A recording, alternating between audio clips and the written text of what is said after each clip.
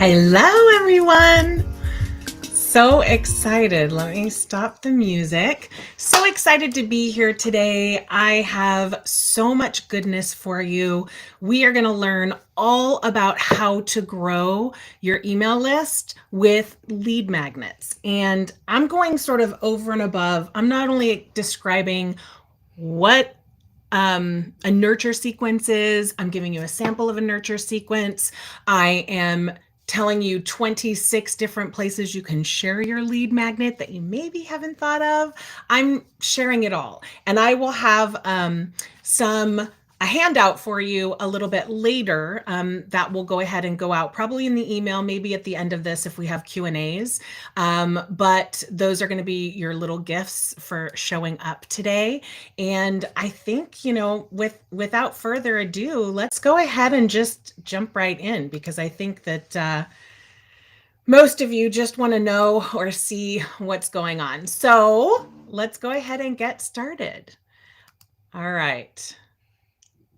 So just to let you know a little bit about myself, I was in corporate America the majority of my work life, and I had 4 kids, and I was leaving before they woke up, and I was coming home after they went to bed.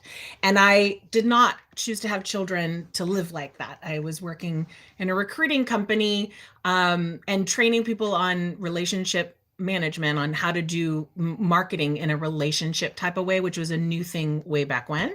And I had been photographing for years and years and years, and had been doing it on the side a little bit for money. And I decided, you know what? I know marketing. I'm just going to do it. And so I just launched. I gave my notice, told my husband, he's like, what? It was the whole thing. But the cool thing is I had to get profitable ASAP because we relied on my income as well as my husband's. And so with 4 kids, you can imagine.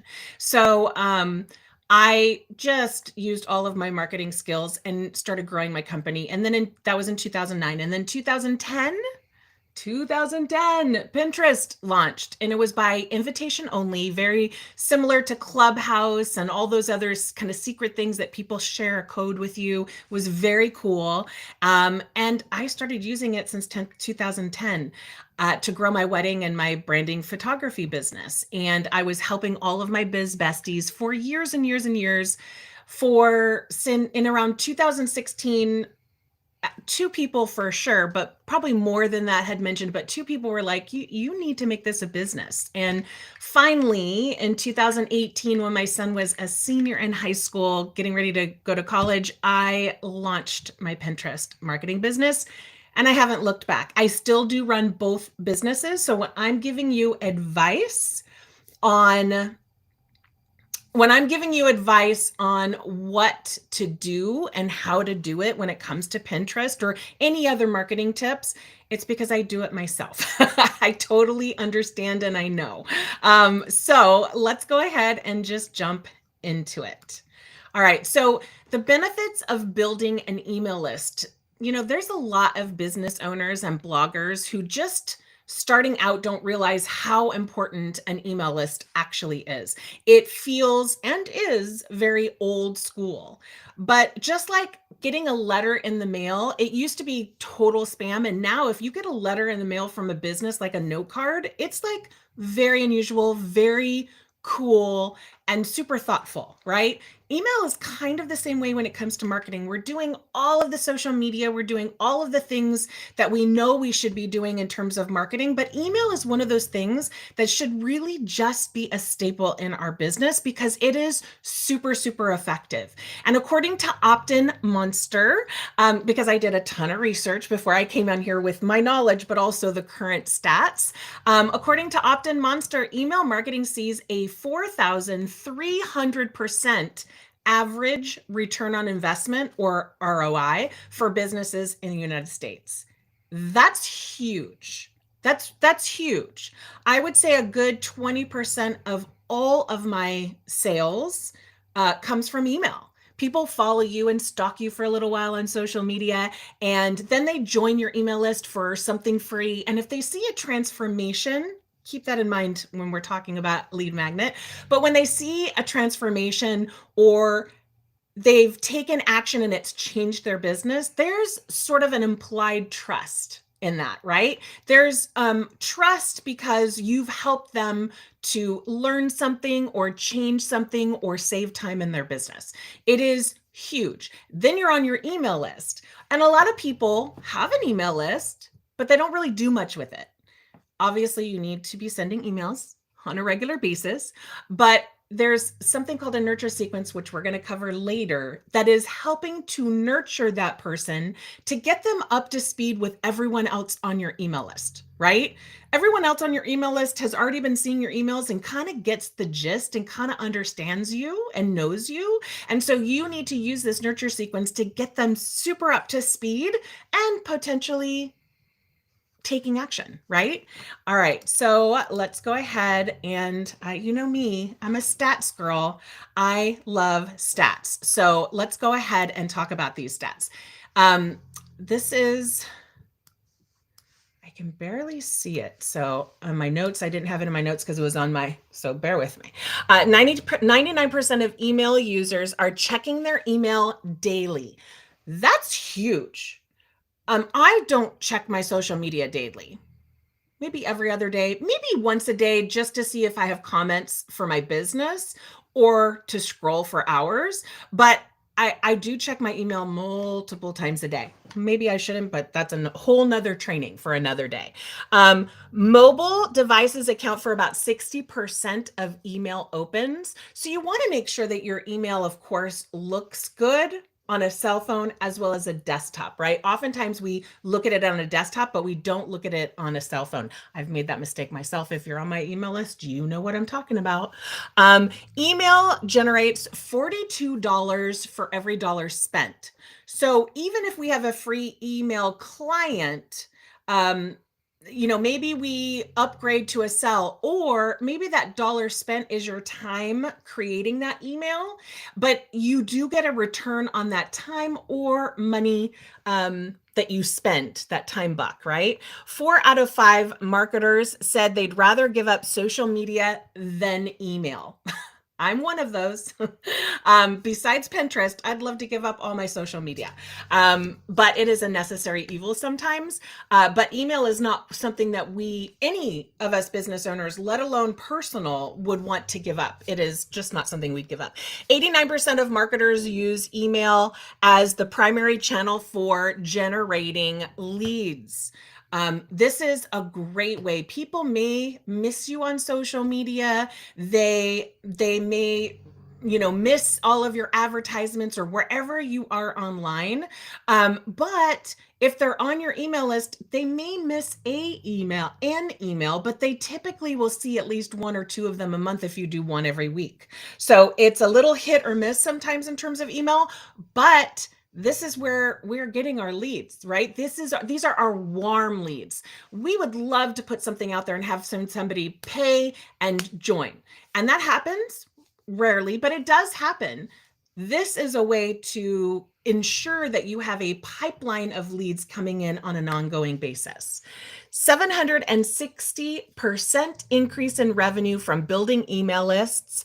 And that's what professional marketers have found. So it is very important. And the stats do show that it is something that you should be doing in your business. And if you're not, you should definitely have it on your action plan to take action this quarter, because it is really important. So the benefits of an email list, there's a ton of benefits for an email list, but personalization helps your email marketing go from average to great. So oftentimes we'll send an email and it's kind of like bam, bam, bam, hit me with the most important parts, and that's it.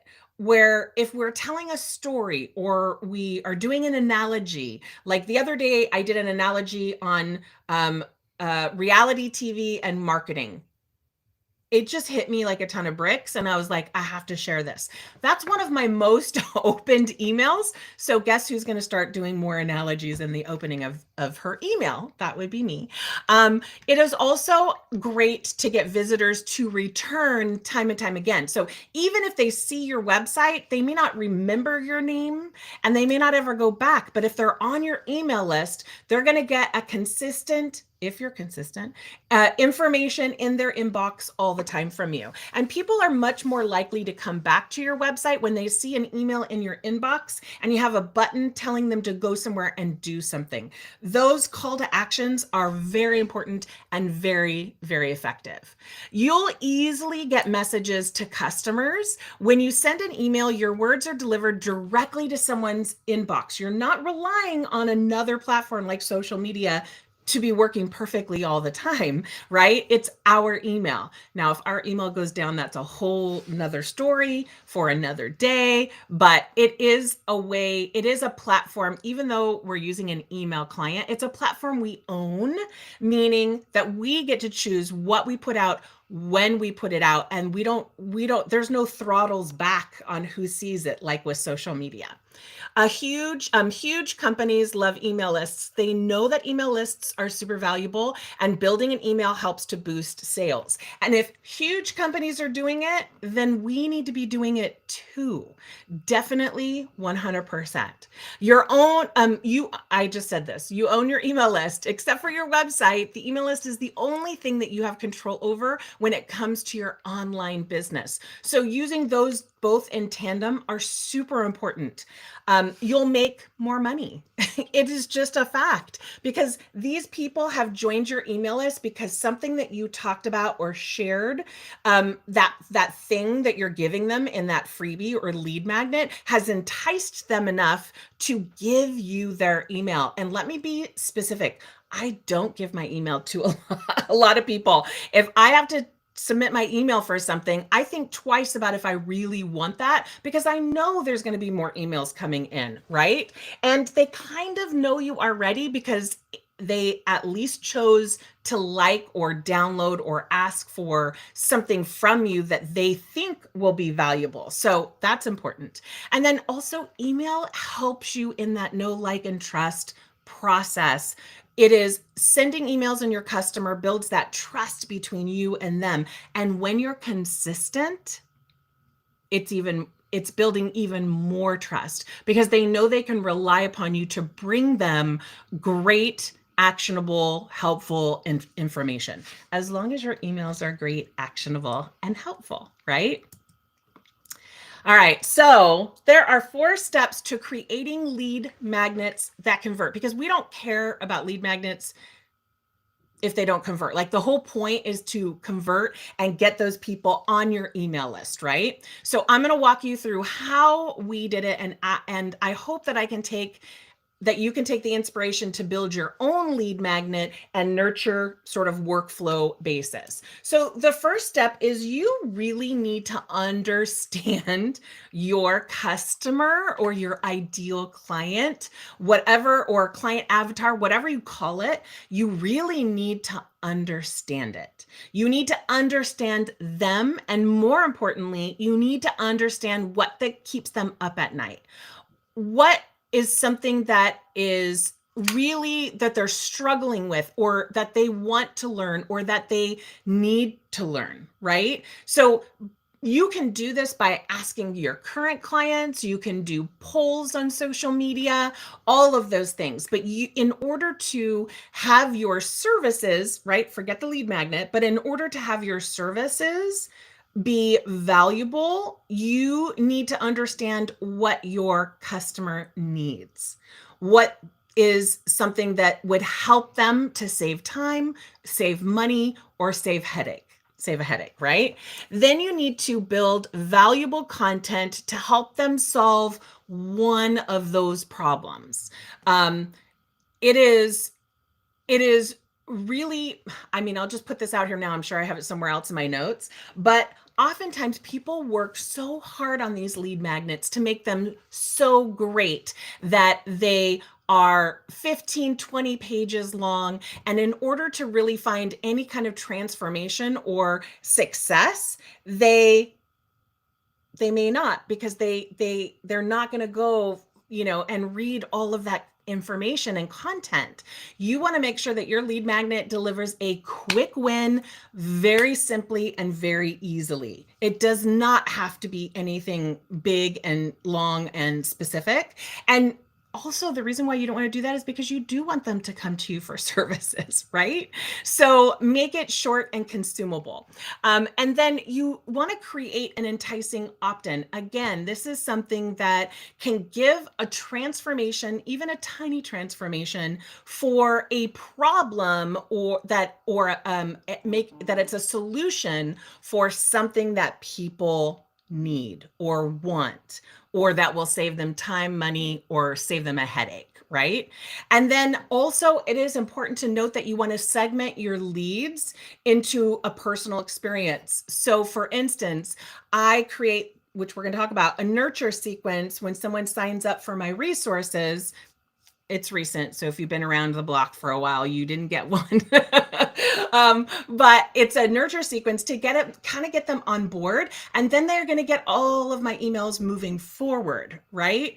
And I have them segmented by, for this as an example, whoever signed up for this masterclass, I will know that these people that signed up for this class are really interested in email information and lead magnet information because you signed up for this class, right? So people that signed up for my Optimize Your Pinterest account, they're very interested in Pinterest, how it works, and how to make it work for them. So I have them segmented so I can pull directly from those people to deliver specific content should I want to down the road.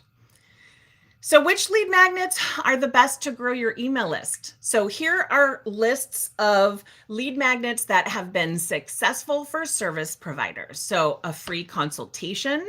A lot of people don't think of that as a lead magnet, but if you create something where they sign up for this free consultation, then you have their name and their email address, and then they can be on your email list. Of course, you want to make sure that they know that. And so especially that's like a very hot lead if they want a consultation because they're interested in this subject. And if you have a great consultation, they may be inclined to work with you, right? Podcasts, checklists, webinar masterclass challenges, worksheet, workbook, online quizzes. Facebook groups are a great way also. Guest speakers, virtual summit, group coaching, resources vault, that's what I have, and links in your email signature. Those are all, actually the link in your email signature, forgive me, that's for another slide. Forgive me on that. But these are all ways that you can capture their information, of course, being very specific on how you're using it. So for instance, with my Facebook group, a while back, I used to also say, what's your email list? If you would like to be added to my emails to get more information, if not, put NA, right? So I gave them permission, and that's how I can collect their emails. So you want to be very specific on that. All right, so you can snag my tools right now. So just take your cell phone on, like you're going to take a photo and hold it up to this QR code, and it'll show you the link that you should be able to tap on and go and immediately pick up my resources. I just noticed that this is not, all right, well, we'll worry about it later. This, of course, it's going to capture your name and your email address and then deliver the goods, right? So if you go below the first three boxes, which are education that I have, and go to the next one, all of those are things that I'm going to talk about right now. So the point of a lead magnet is to not just give prospects something valuable and then walk away, hoping upon hope that they somehow remember you the next time they have a need for your service, right? That's not how it works. No, thank you. So the point of a lead magnet is to provide a quick win and a quick mini transformation that will help build that know, like, and trust that's so important for marketing or wooing your ideal client, so that it could be, one day a lead to a sale in the future. And to do this, you must set up a follow-up email nurture campaign or email nurture workflow or email nurture sequence. You're going to hear different words for this process, but it is basically the same thing. By the way, you guys can put questions in the comments, and at the end, I'll be able to pull them up and answer them for you. So if you have any questions along the way, go ahead and put that down below. All right, so what and basically, that's what a nurture sequence is. And I'm going to show you 5+1 optional email. And I have in your goodies that you're going to get, it will be in there as well. So you can use it to create something for yourself. But first, before you go and create this email nurture sequence, you really need to understand the big ask. And the big ask is the moment of truth, the one thing that you want your prospects to do that will turn them into customers or bring them one step closer to being a customer. And it's crucial to figure out what that one thing is, because it's going to shape the whole thing, the whole shebang. Some possible big asks are scheduling a free consultation, or sign up for a paid mini course or membership or service. That's a big ask. We'll talk about that in a second. Or filling out a survey, providing feedback on the lead magnet so that you can use that in your marketing materials, or also it could lead to a future lead magnet in the future as well. A big ask could be sharing a link to the lead magnet with a business bestie, right? Go share this information if you found it valuable. And this is the place too, where you can put an email out with a survey asking what those pain points are for your ideal clients that are on your email list, to find out more information and come up with the words that people use in your marketing. But you can also use this to know what maybe next free masterclass to do, right? Like, you could use this for all kinds of stuff. You can also say, follow me on Instagram, or you can say, join a private Facebook group to start a free trial. But you want to ask yourself, how easy is it for my ideal client to take action on my big ask? So if the big ask is a $1,000, coaching thing, you're not going to do a big ask in 5 emails. That's just not going to work for someone that doesn't even know you, right? If your lead or ideal client, I'm using those inner prospect, lead, ideal client, they're all the same word, whatever word you use. If your lead says yes to the big ask, how soon will they get value? So if it's something like follow on social media, they're going to get value right away because they're going to see your posts on social media. If they do a free something, they hopefully will get value from whatever that free something is. And then ask yourself, how much does your lead have to know about you or your service before they feel comfortable saying yes to your big ask? So I always recommend that your big ask is something super tiny if it's a free lead magnet. If it's a free lead magnet, your big ask can be something as simple as follow me on social media, go check out my Pinterest account, share this with if you found this valuable, share it with your business bestie because they'll thank you for it, right? All of those things are easy big asks, but you're also getting information from them for that. So you also need to find the sweet spot between timing and value. It's kind of like a dance. You want to give your ideal client enough time to get to know you, but not too much time that they lose interest and they're not going to hear your big ask, right? So you want it to be short and sweet, so that the big ask is something that's easy and it has a really clear value. But when the big ask is big, let's say $1,000 coaching, right? You'll want to take a very slow approach, a week or 2 for the small stuff, a month or more for the big ask. Some folks like to keep the big ask coming, but space it out so that you're doing, I forget who said it, but it's like that punch jab, right? You want to deliver good, valuable content for a while and then ask for somebody to make an investment.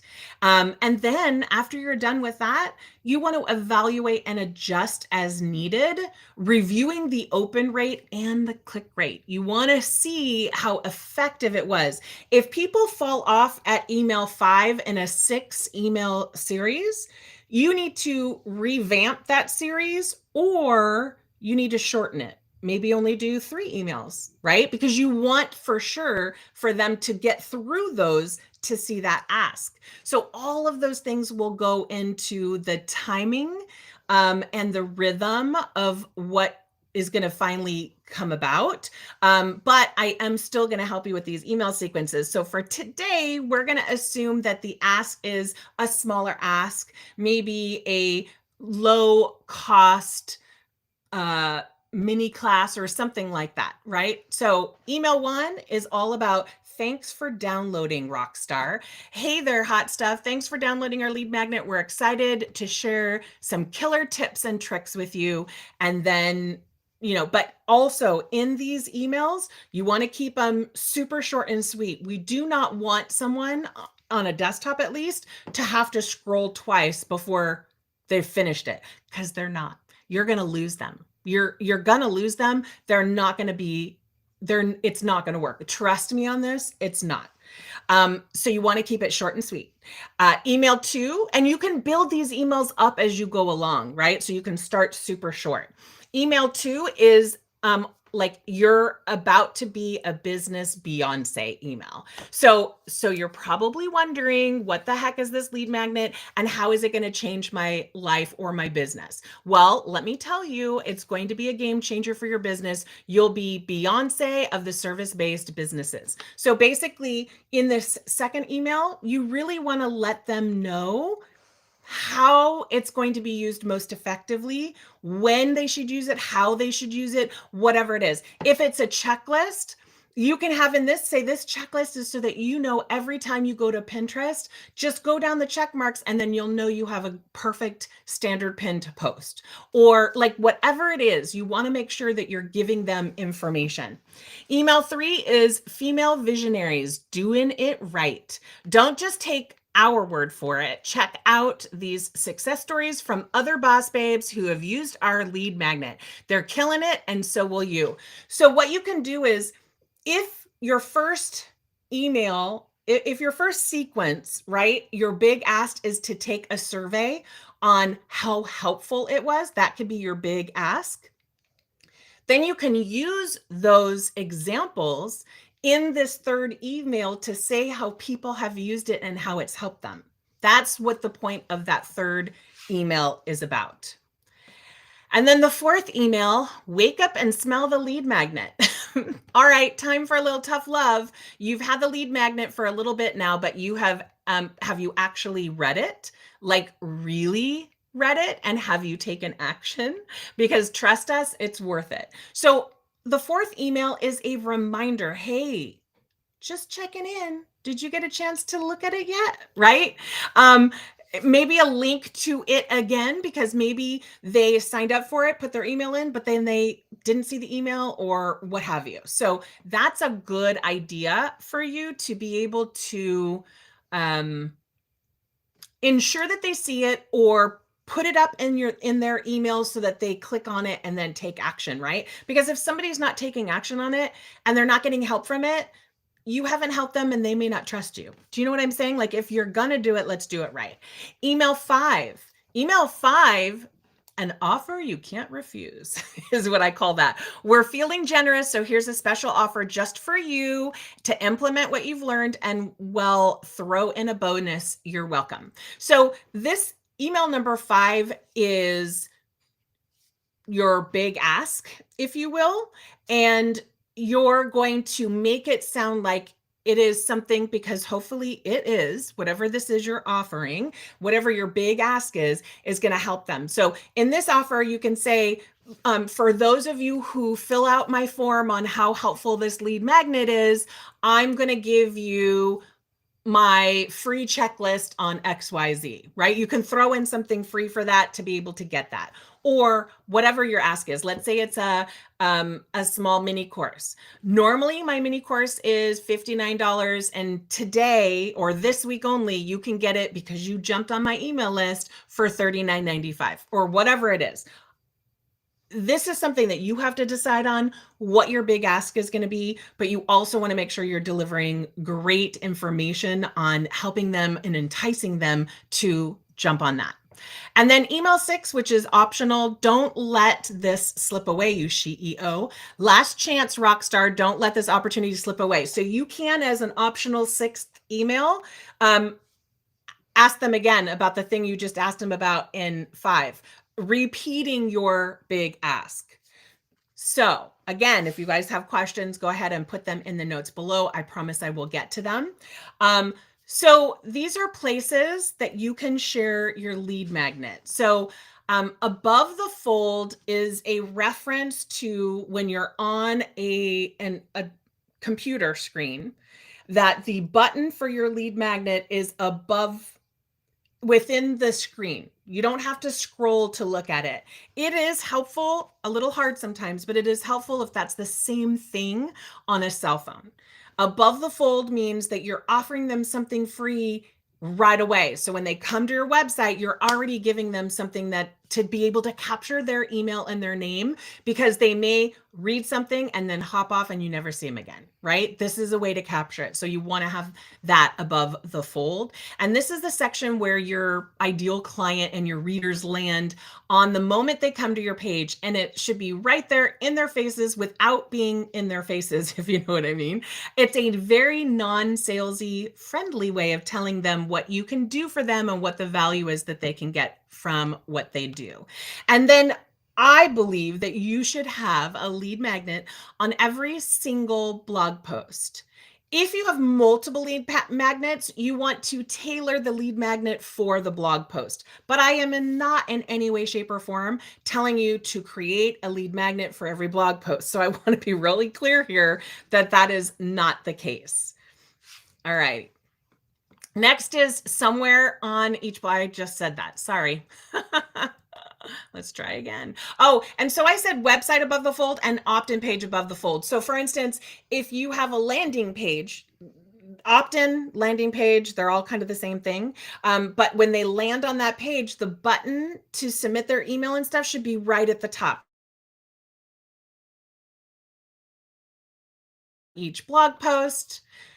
If you have a top bar on your website, that's unobtrusive, but it is in their face. So if you have that, or you want to get a plugin for that, if you have, depending on what your website is, that's really helpful also to have it right on the top so it's easy and people can click on it right away. On your social media bio link, now there's a whole conversation I can have on the fact that your link in bio on Instagram should be going to your website, not a link tree. Do not give away that traffic to Linktree. To have Linktree have amazing traffic, give it to yourself. Yes, you can see on Linktree how many people landed there, but you're not getting the love from Google from your website to make your whole website even better. So just make a Linktree on your website. But you can have it in there, your lead magnet. Put it in IG stories. You can do that now with a link sticker. In IG Live, you can talk about it and refer to it in the live, and you can put it in the caption as well. IG Reels, same thing. You can talk about it. You can have graphics about it, and you can put it in the caption area, whatever that's called. If you're a guest on an Instagram Live, you can offer that as a gift for the people, for the Instagram person that invited you to their live. You can offer that as a gift to all of their listeners/watchers. You can have it on an exit pop-up. And I know a lot of people say exit pop-ups are bad, but let me tell you, I'm going to give you some stats, girl, because I hate them beyond hate, but they're super effective. I much prefer an exit pop-up. And so exit pop-ups are the ones that I much prefer because they're less intrusive than the traditional pop-up that like stays up until they close it. This is something where someone hovers over that they're going to get out, they're going to exit. So they go up to the top to exit and it pops up. It gives another opportunity to capture their name and email address right there. So exit pop-ups I love, regular pop-ups I do not like. All right, next.